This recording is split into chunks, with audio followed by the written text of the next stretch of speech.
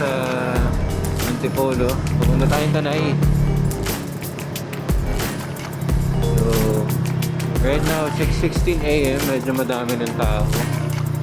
Target natin today, punta tayo sa Padayon Cafe. Medyo challenging yata yung from main road papunta dun sa cafe na yun mismo kasi malubak pa yung kalsada tas pababa. Try natin. Mabagal lang naman eh. Dahan-dahanin na lang natin. Pero worth it kasi yung view doon. Ang ganda. Walang obstacle sa gilid kasi medyo nasa looban siya. Walang sasagabal sa view natin.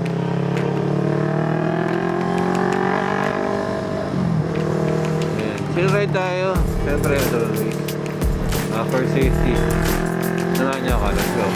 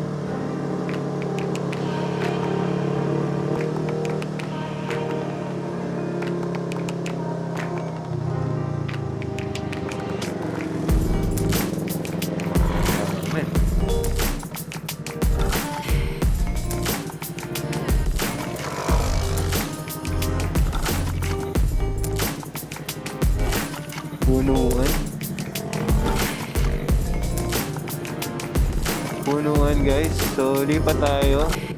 Medyo fail yung plano kasi natin talaga dito sa Padayon, kaso ang daming tao. Medyo na-late na rin kasi tayo, so try natin lumipat na lang.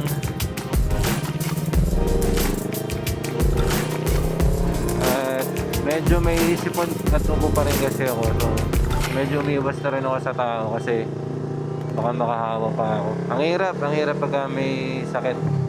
Ngayon sa family ko, 4 kami so far. Ito naman, misis ko, saka 2 anak ko. So, ang hirap.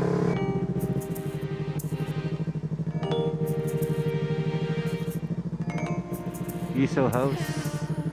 Let's go guys.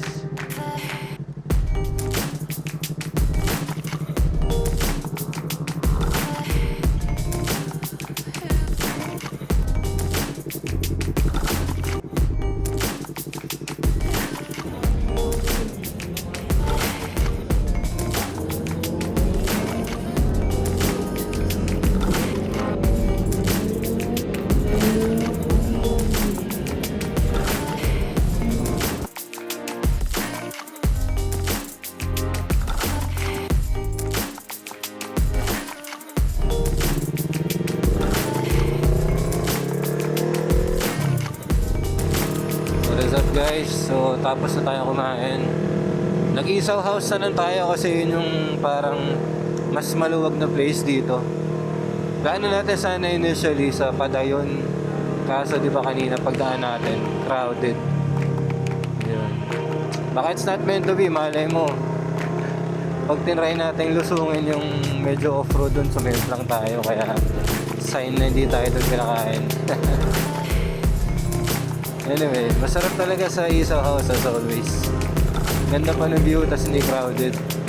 Yan lang, gusto ko sana kasi kanina makatry ng iba, porche. Kaya naisipan ko magpadayon. Ang dami palang tao doon. Yan, anyway. Napauwi na tayo. Tara, samahan nyo ako. Chill ride lang to ulit kasi mainit na. Wala tayong smoke visor so naka-clear lens. Eh, medyo masakit sa mata. Let's go, tara.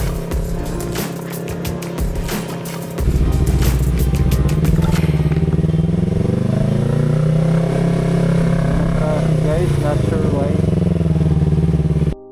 Baka dahil dito sa parking.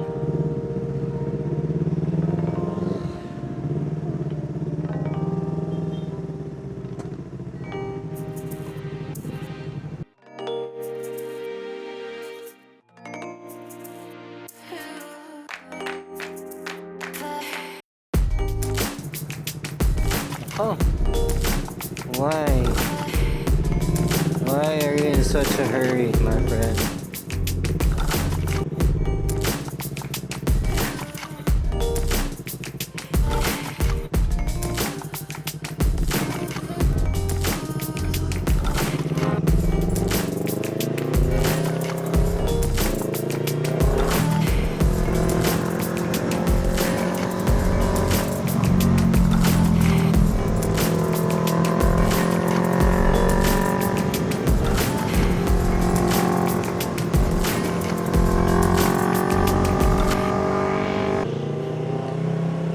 Okay, so guys, lapit na tayo.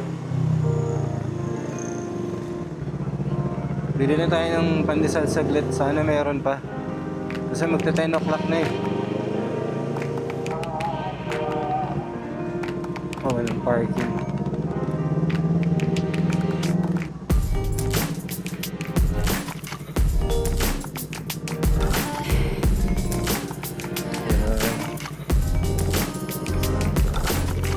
Bili lang tayong pandesal, very quick.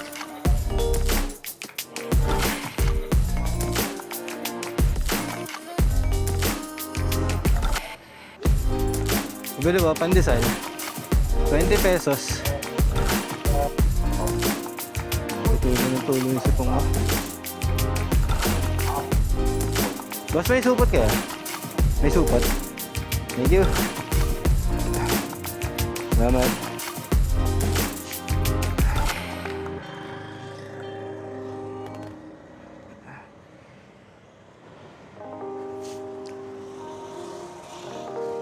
Mission accomplished. Pandesal. Let's go. At ayan si R3. Ang dumi. Ang dumi. Ito pala yung isa pang purpose ng magic arm natin. That's why it's magic. Kahit ang dami niyang gamit, kahit ano sabit mong tibay. Kahit yung full setup ko na camera, naka malaking lens, may cage, may mic, tapos may action cam na nakamount sa gilid. Kaya niyang weight, hindi lumulundo. Sobrang sulit na equipment.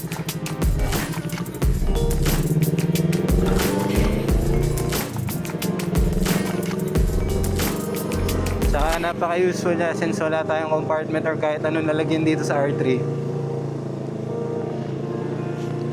Yan, sabitan. Kahit karne, gulay, prutas, tested na. Lalo sa Happy Meal. Sa mga pasalubong sa bulinggit natin.